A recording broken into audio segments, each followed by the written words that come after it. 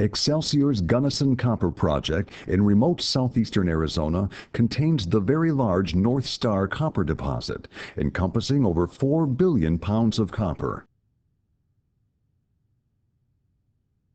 Traditionally, such deposits would be mined in a very large open pit, leaving unsightly waste dumps and a huge hole in the ground. Excelsior believes a more environmentally friendly and economically sound approach is available: in-situ recovery, or in-situ mining.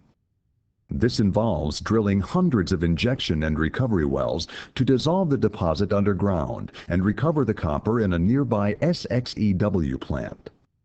The wells are constructed with an exterior steel casing, cemented into place with acid-resistant cement to the top of the ore body. Additional drilling through the cemented hole then extends the well to the bottom of the ore body. PVC casing is then inserted through the ore body and cemented in place in a similar manner to the steel casing. This ensures that 4 layers of casing and cement separate the injection fluids from the unmined bedrock. After the central injection well is drilled, it is surrounded by 4 or more recovery wells drilled about 100 feet away and cased in the same manner as the injection wells. Injection and recovery pumps are then placed over the wells. Weak sulfuric acid is injected under low pressure into the central well. Pumping from the recovery wells draws the acid from the central well to the recovery wells. As the acid moves through the ore body along the natural fracture system, it dissolves the oxide copper within those fracture systems. Nearly all the copper oxide occurs as veinlets and fracture coatings within the fracture systems.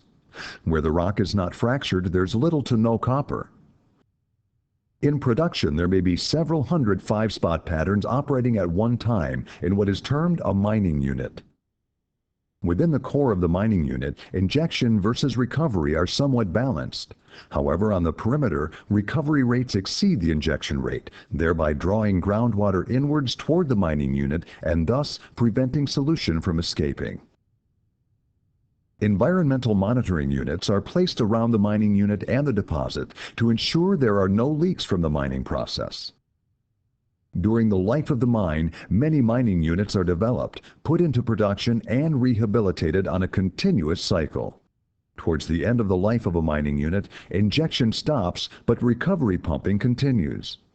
Within a short period of time, all the mining solution has been flushed from the rocks by the incoming groundwater, thus rehabilitating the rocks within that mining unit.